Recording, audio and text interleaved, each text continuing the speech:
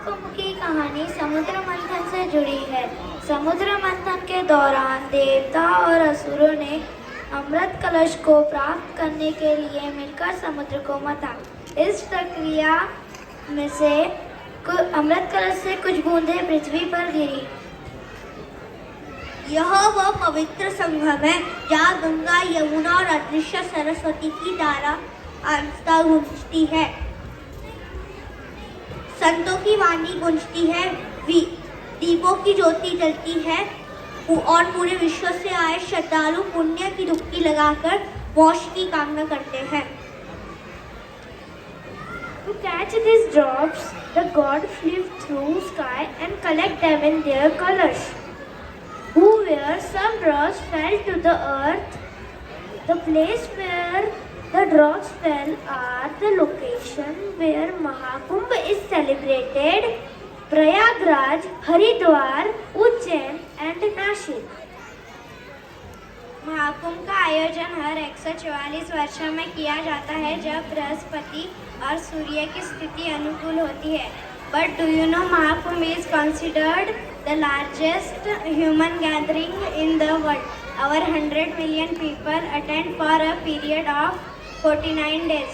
It holds a Guinness World Record for largest human gathering. तो आइए इस अनोखे परफॉर्मेंस के जरिए महाकुंभ के दिव्य अनुभव में डूबते हैं, इसकी भव्यता को महसूस करते हैं और आस्था के इस महासंगम का आनंद लेते हैं। So present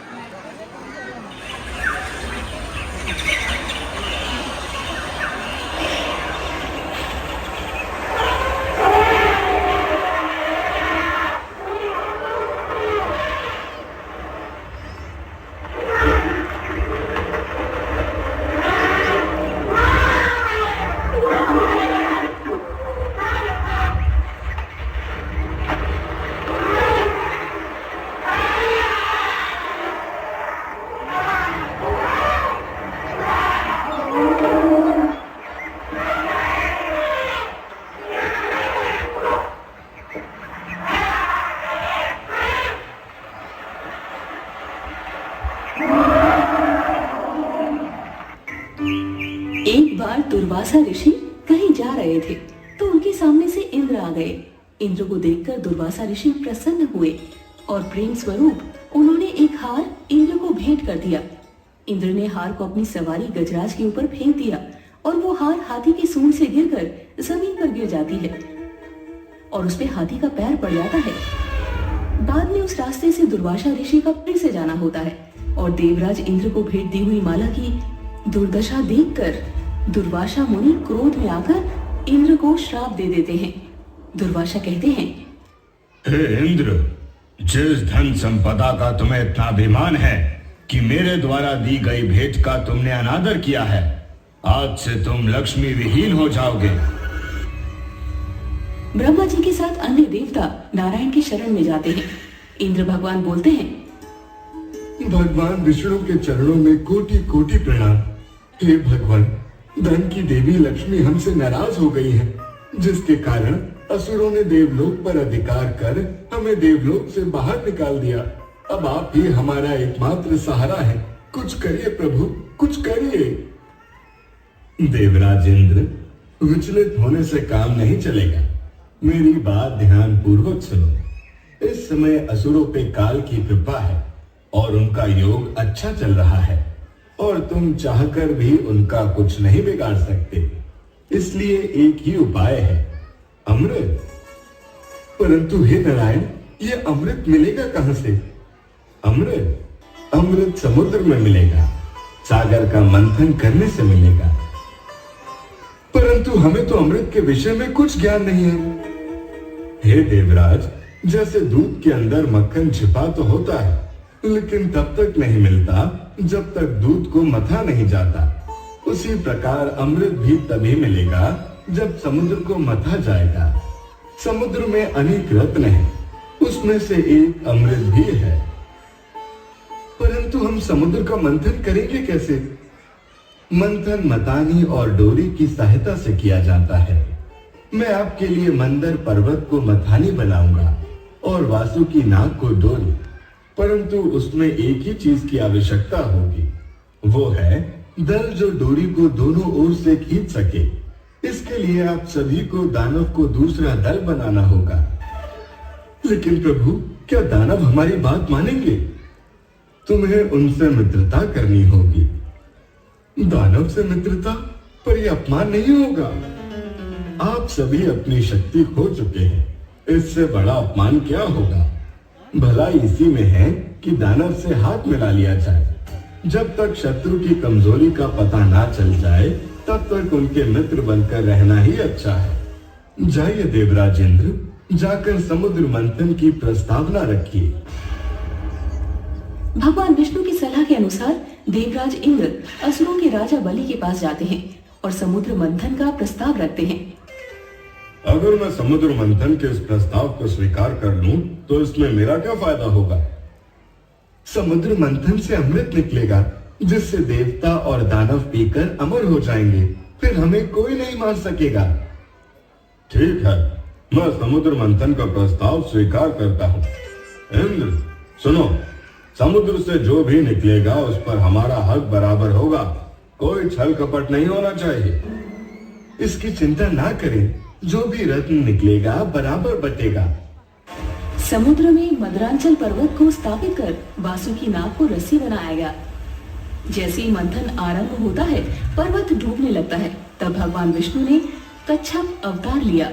उसके उपरांत श्री हरि ने मदरांचल पर्वत को अपनी पीठ पे धारण कर लिया, ताकि मथनी अड़िग रहे और पर्वत डूब ना जाए।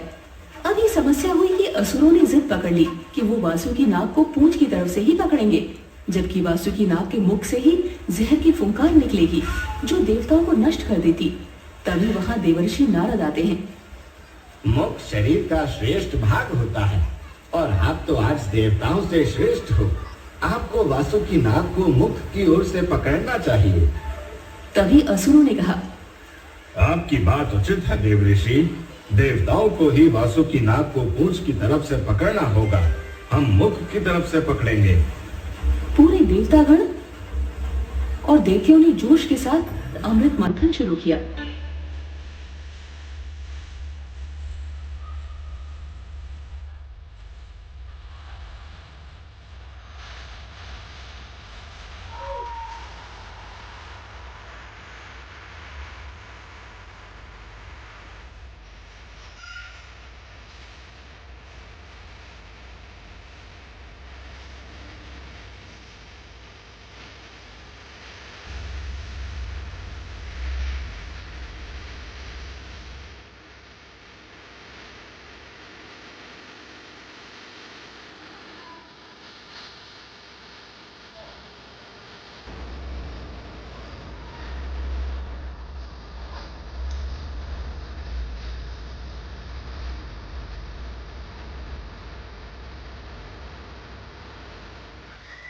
तभी समुद्र मंथन में से भयंकर विष निकला, जिसे देखकर देवता और असुर घबरा गए। अरे ये क्या?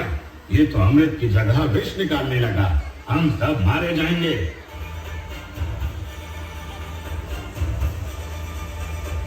देवतागण ने कहा, हमें भगवान शंकर की शरण में जाना चाहिए। अब वो ही है जो हमें इस संकट से निकाल सकते हैं। भगवान भोलेनाथ, अमृत मंथन से विष निकल रहा है, पृथ्वी संकट में है, कुछ कीजिए प्रभु। कालकटु विष सबको लपेट में ले रहा है।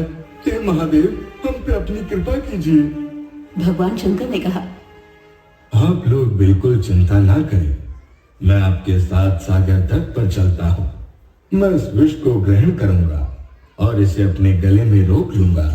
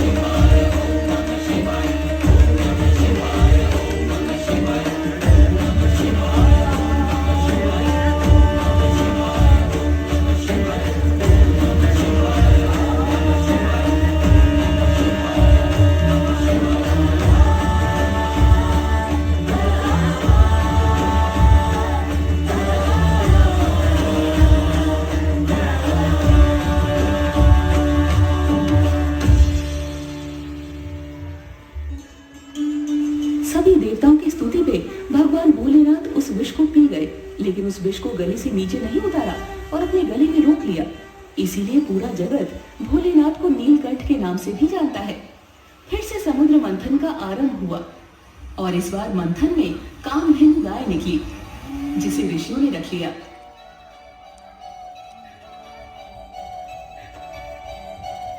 फिर उच्छेश्वरा घोड़ा निकला, जिसे असुरराज बलि ने रख लिया। उसके बाद ऐरावत हाथी निकला।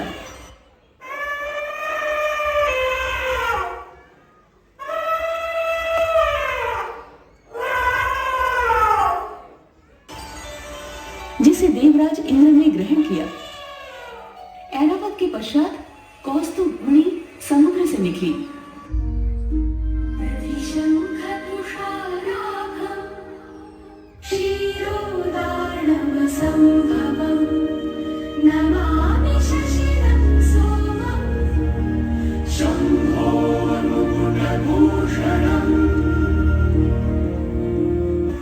उसे विष्णु भगवान ने रख लिया। फिर हाथ में वरमाला लिए लक्ष्मी जी निकली।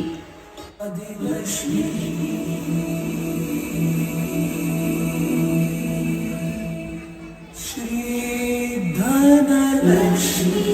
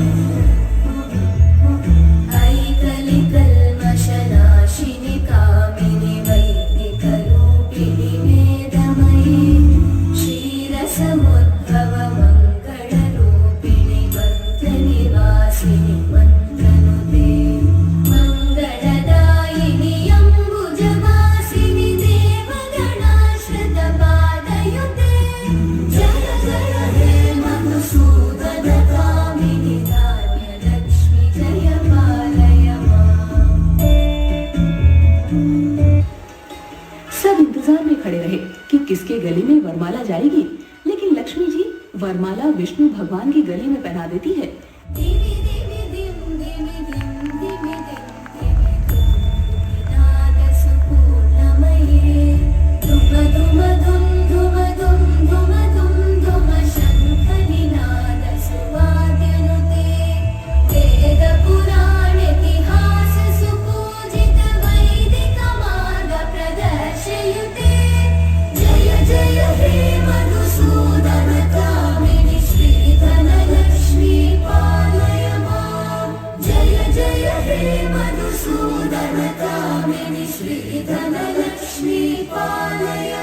इसके बाद अंत में धन्वंतरी वैद्य अमृत का कलश लेकर सबके समक्ष आए। ओम नमो भगवते वासुदेवाय धन्वंतरी अमृत कलश हस्ताय सर्वामय विनाशनाय त्रैलोक्यनाथाय श्री महाविष्णवे नमः।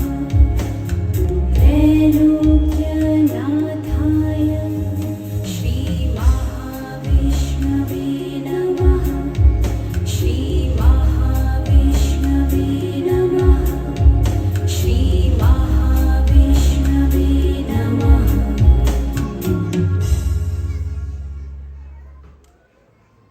धन्वंतरी के हाथ से अमृत को असुरों ने छीन लिया, जिससे देवतागण निराश हो जाते हैं। देवता कहते हैं, हमारे पास इतनी शक्ति नहीं रही कि हम असुरों से लड़कर उस अमृत को ले सके। हमें भगवान विष्णु से सहायता मांगनी होगी। हे श्री हरि विष्णु, असुरों ने अमृत हमसे छल से छीन लिया है और हम सबकी सारी शक्ति दुर्वासा ऋषि के श्राप के कारण समाप्त हो गई है, जिससे हम सब असुरों से युद्ध करने में असक्षम हैं और दानव अमृत पी के समस्त सृष्टि का सर्वनाश कर डालेंगे। आप चिंता न करें देवतागण, इस अमृत पे सिर्फ देवताओं का हक है। मैं मोहिनी का रूप धारण कर आपकी समस्या दूर करूंगा। देवताओं की निराशा को देखकर भगवान विष्णु तत्काल मोहिनी रूप धारण कर असुरों के पास जा पहुंचे।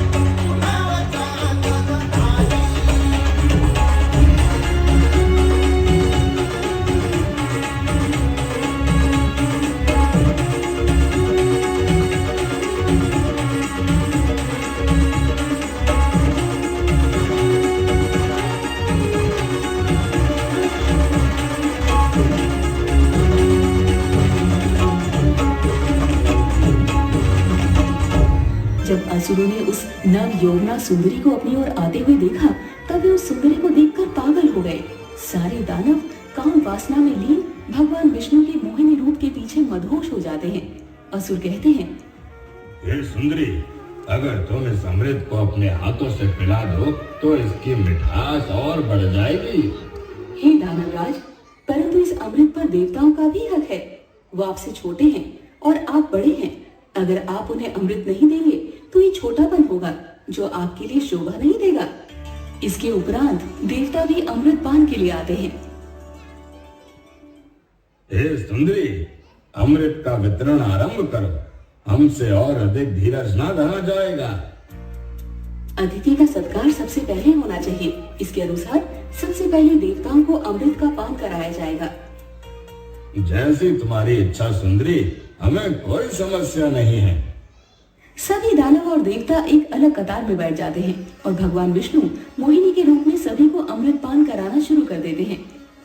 मोहिनी रूप में विष्णु जब देवताओं को अमृत पान कराने लगी, तब राहु नामक एक असुर जाकर देवताओं की पंक्ति में शामिल हो गया। भगवान विष्णु को भनक लगी और उन्होंने तत्काल अपने सुदर्शन चक्र से राहु का गला काट दिया। अमृत पान के कारण उसके शरीर के सर और धड़ दोनों भाग जीवित रहे और राहु और केतु के रूप में पहचाने गए। इस तरह भगवान विष्णु देवताओं को अमृत पिलाकर अदृश्य हो गए। उसके बाद दानव गुस्से में आग बबूला होकर देवताओं से युद्ध करने लगे। इस बार देवताओं ने अपनी सारी खोई हुई शक्ति वापस पा ली थी और सभी देवताओं ने असुरों को पराजित कर अपना इंद्रलोक वापस पा लिया। सागर मंथन के बाद अमृत कलश में जो बूंदें बची थीं, वही बूंदें जहां जहां गिरी वहां कुंभ हुआ। वो जगह है उज्जैन, नासिक, प्रयागराज और हरिद्वार।